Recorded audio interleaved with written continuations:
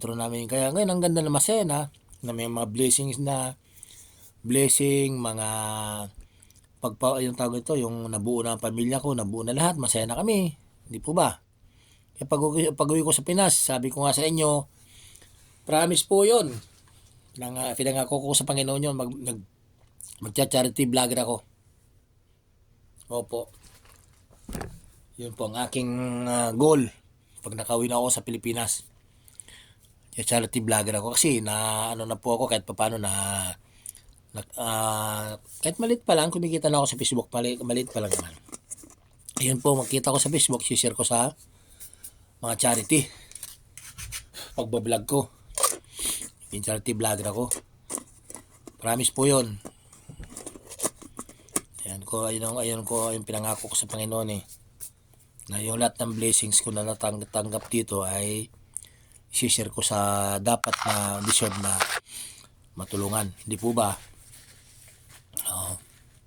Kaya nga po ako maraming salamat po. Hanggang doon lang po. Ayaw ko na habaan ng video ko kasi prepare na po ako na umuwi papasok po. Kaya kumusta po ang aking shoutout kayo sa inyo dyan, lalo na sa aking mangyan, aking pamilya dyan sa Cavite at saka sa Mindoro. Shoutout po sa inyo dyan lahat dyan. Sana po kahit papano nakakakuha kayo ng konting aral po sa akin kahit na walang kakwentang video. Ayun po ang aking ngayon tungkulin na binibigyan ko ng mga inspirasyon, ini-inspire ko mga tao kasi nakita nyo yung mga video ko, di ba? Video ko po, lahat ko doon ini-inspire ko kayo para magkaroon kayo ng di po ba?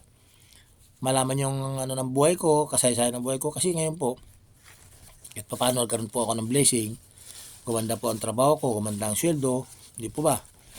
Dahil sa Panginoon yan, dahil sa Panginoon, dahil sa taas.